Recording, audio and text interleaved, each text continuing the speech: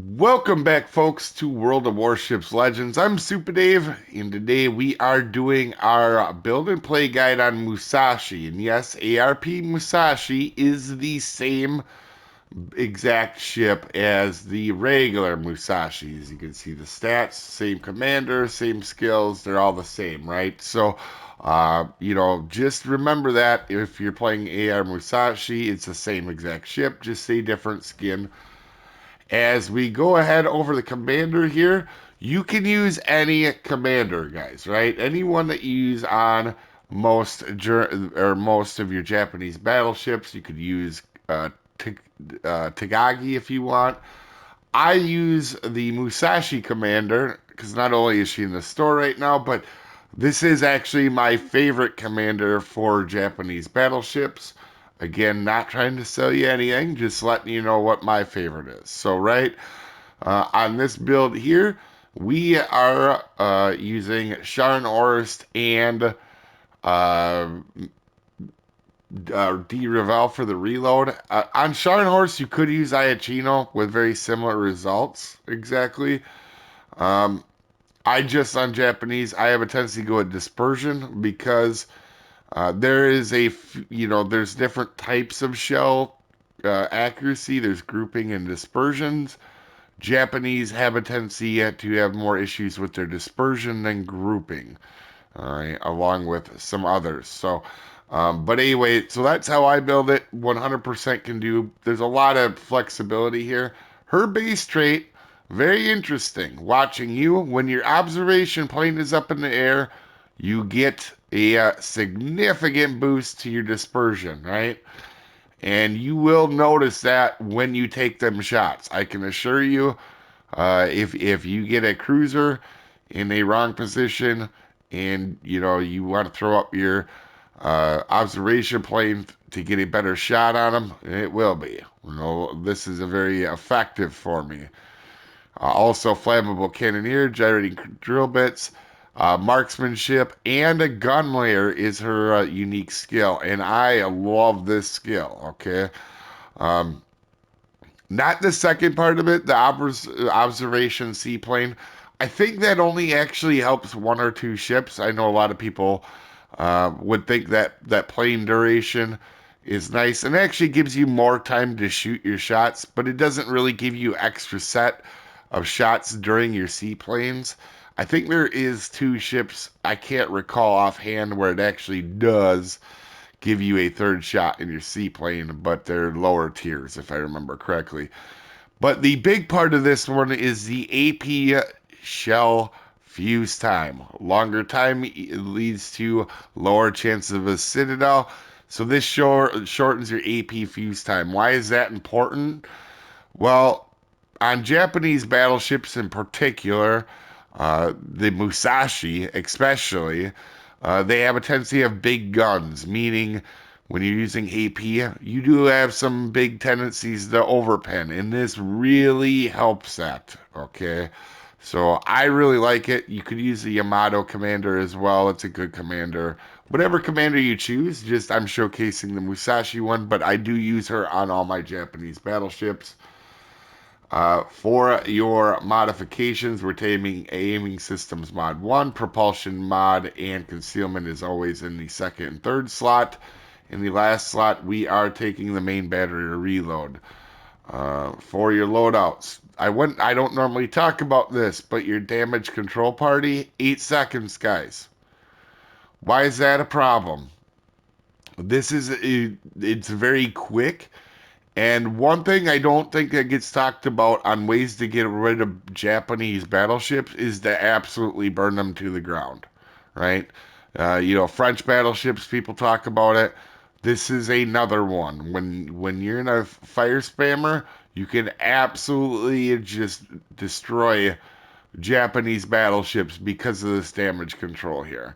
It's 8 seconds, and they almost always have not that many heals. In fact, this is one of the best heals you're gonna have on Japan. So even though they have a heal, they only have two, and they're generally not very good. This one's not too bad. Obviously, this is definitely I think this is probably the best Japanese heal. And honestly, not being able to hear that fire damage back, it's a really good way to get rid of them. Also, citadeling him is too. So don't you know. But anyway, here, guys, observation planes. Right here, we have four of them. Then will help your grouping on your shot. So with Musashi, a better grouping and dispersion during your shot. So you're getting twofold during that, and that you can really tell sometimes when you're shooting. Specs, 85,000 health, pretty solid at tier 8. This is essentially Yamato in most cases with bad AA, right? So a very good ship for the most part. Not quite a Yamato. The hull is exactly the same, but some of the stats are different. But as you can see here, um, 85,000 hit points. Also, you have really good torp reduction in this ship at 55%. The main guns here, okay? Uh, the these are 18.1-inch guns. These are the biggest guns currently in the game, and they have a pretty solid reload at 25.5 on this build. And the HE, I would not recommend shooting HE out of this a lot. Now, it actually does have a respectable fire chance. The problem is normally use HE when you are having someone bow tank you or angling very well to you. The problem is this ship and Yamato. The biggest things with these ships, I don't think maybe gets talked about among players is you overmatch everything, right? There's nothing in the game. Like GK's bow, you can overmatch the top of it. It does have that icebreaker bow, but everything else, uh, it is you can go straight through every bow in the entire game, meaning you have a unique access to the front of every citadel in the game if you want it, and you get the right opportunities, right? But this thing has really good AP, and that's the thing here. Now, like I said, the HE 35%, but because you overmatch everything, there is absolutely no reason to be shooting HE unless you know there's going to be a destroyer in front of you. But honestly, your AP does so much damage that you're almost going to get more consistency instead of breaking modules with your HE. You could make an argument even AP is as good there because overpens are because of this damage are going to be good. AA, this might as well say 0. This thing has terrible AA, and it gets put in carrier matches. This is one of the biggest weaknesses of the ship. For some reason, it seems like this ship gets put in carrier matches more than what you would expect, right? Like, um, and if they find you, they will wreck you. There's not much you can do. You just hope like a Wooster's near you or something with a good AA is near you, right? So maneuverability on this build, 25 knots. Turning circle isn't that bad. It's actually pretty good for how big this ship is. And the rudder is 19.6. Concealment 13.8. It's a battleship. You're not sneaking up on a dead moose in open water. Now, here are my battle stats in it. Not bad. Not overly amazing, but the one thing I want you to note is we have 45 matches in this ship. I have definitely played aircrafts, and the most that airplanes I've shot down in one match is 13. And that's probably because a Kaga or something Japanese decided to try to donate some planes to me. Right? That's probably the only thing that. But you can see my average results. 100,000 damage, 1.1 million potential damage. This is a very tanky ship if you play it correctly. If you don't, it's not. But you can see significantly tanky. I survive almost half of my battles in it, which is a pretty good number. Now, main gun accuracy, 35. I feel like this is lower than what it is. This is actually a pretty good accurate ship. Especially at range, like Japanese dispersion at range is actually a lot better than some other countries. Closer in, it gets a little bit rougher, but and I have a tendency to play close in a lot with these, so that could be a little of that. But more importantly, I shoot a lot of destroyers. Okay, And you're gonna miss, even in this game, you're gonna see me take shots at destroyers and just whiff, right? So that's kind of why that main gun accuracy is down. I would say it would be low to mid 40s normally if I played it like other people play, but I like to get rid of destroyers and decent win rate, I guess, in the ship. But overall, you can see pretty solid ship. Now we're gonna talk about the armor, and this is gonna be the interesting thing. The only thing at the tier that you have to worry about overmatching you is your own guns, right? So Musashi. Also, if you're up in legendary tier, Yami is obviously the same guns, so you have to be careful of that as well. But it has a 32 millimeter bow, so you're pretty safe, right? Now, this ship has a real uniqueness to it. We're going to talk about it here in a second. Let's take off this bow, and then we will show you. Obviously, if you angle, the ship is really tanky, right? Purple is obviously some of the best armor in the game. Was at 410. Yeah, that, as long as you're angling, that's fine, right? So you're gonna be fine. If you go broadside, this Citadel, you're dead, right? The other thing is because of right under that front turret. Do you see how that Citadel is not square and it points out? Well, I always call it the cheek of the ship. Right under that front turret, you see at this angle, that Citadel is completely flat broadside to us right here.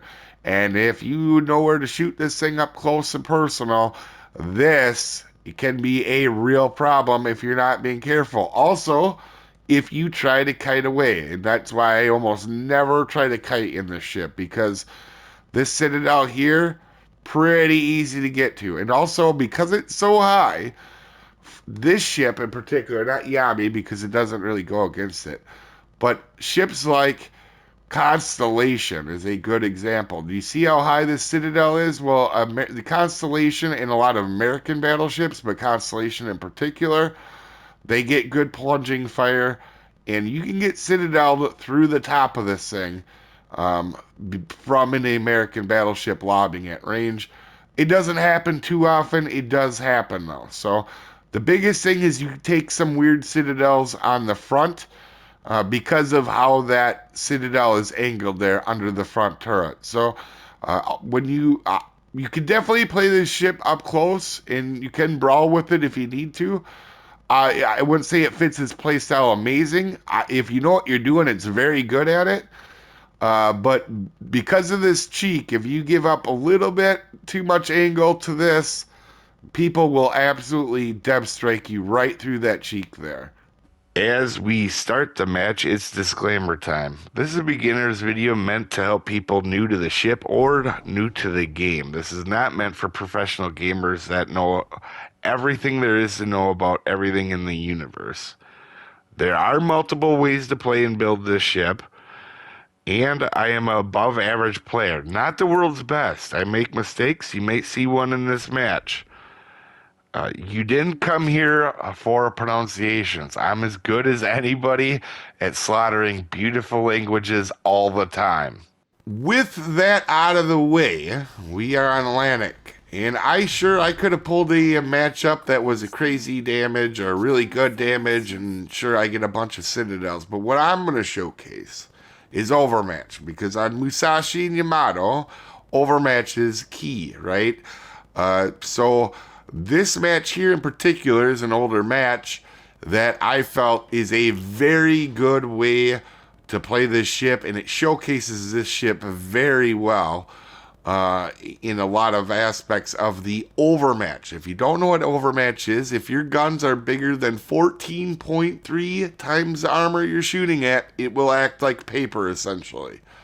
All right, and the big thing is all bows in the game are accessible with this ship. So the front of a ship, when you normally point it at somebody, a lot of times you can be safe.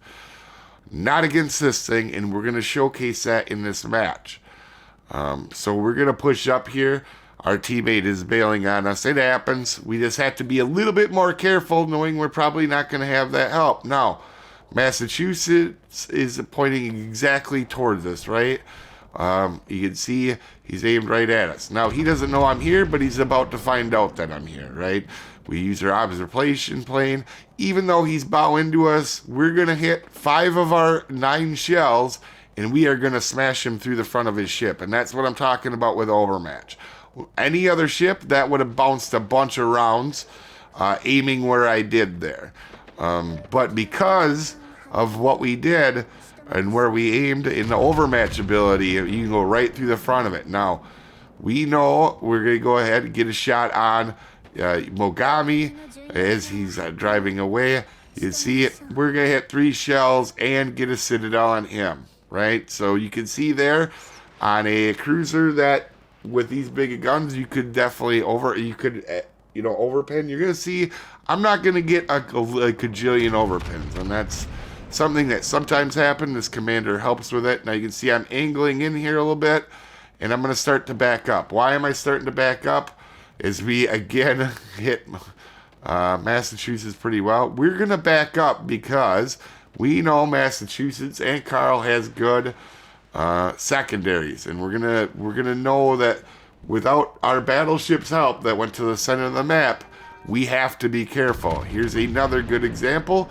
We're gonna shoot the Gross over the island, and even though he is going away from us, we again overmatch him, and you can see we do a ton of damage to him, right? Full pens is not a good thing you want to eat all the time coming from this thing. And we're going to back up. Why is that? Because we're assuming Massachusetts is going to charge in to try to get his secondaries off, and I explained the weakness of this ship is setting it on fire more than other ships. Also, giving up your broadside, which we don't want to do. Musashi could 100%, if we push up too far, that Massachusetts could get our broadside, and this thing is gone, right? So we got to be careful. Also, last time we spotted, we knew Carl was charging up, and there he is. He's going to have German battleship syndrome. I know he's not a German battleship. It pretty much is, though, and anytime you get people with secondaries, they have a tendency to charge in, and we're going to be aware of that. We're going to back up, and we do a big chunk of damage to him right there. And again, he is going to make the mistake of bow tanking us here. And like I said, this is such a good match because of showcasing this. You see, he's pointing into us. I'm not even worried about him turning or angling to us, really. We're just going to shoot at his bow. Here, I probably should have shot Lushan, but I was expecting Massachusetts to either come around the corner, so I was saving the back turret for that. A lot of times you'll see me use my rear turret in a different form, so we'll take that shot at Lushan now. And, you know, it was way out there, but you never know if you're going to get a hit or not. So you can see we do get one hit on the destroyer. It was an overpin, and that's why my accuracy in these ships, you know, on a lot of my ships are a little bit lower, because I take shots like that all the time. I am like a dog chasing cars when it comes to destroyers. Now Carl is going to go ahead and bow tank us again here, and we're going to go ahead. He's just trying to get his secondaries off, and you can see he's paying for it. We got our Weimar buddy here is absolutely burning him to the ground. We're going to take a shot at Massachusetts, and again, you can see that was like a 20k salvo on Carl, even though he was bow tanking us, right? Which normally in a ship is a good thing. Not this one. And you'd see we've, you know, even taken shots in cruisers and destroyers. You know, we hit Mogami real hard. We're having a decent game, even though we're not just going after battleships. You can see our front guns go ahead. We only need that one shell to get rid of Carl, and we're going to go push up. Now, I'm looking at De Grosse here because I was expecting I could get over that island, but you can see we're not going to. And now we're going to push in. Why am I going to push in now? I'm not really. I'm going to start to push in here in a second, because now, obviously, De Grosse can get our broadside.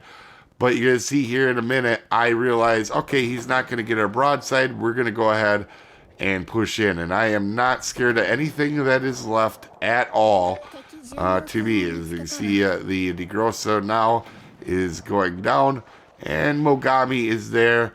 And he's going to get a little bit lucky that he goes dark when he does, because that would have been death. and a Mogami. Alright, so again, DeGrosse went down. We're going to start to push in. Massachusetts doesn't have enough of a issue. I'm not too worried about him because I can angle to him. I'm not as worried about getting citadel from a cruiser, obviously. So now we're just going to go full bore straight in.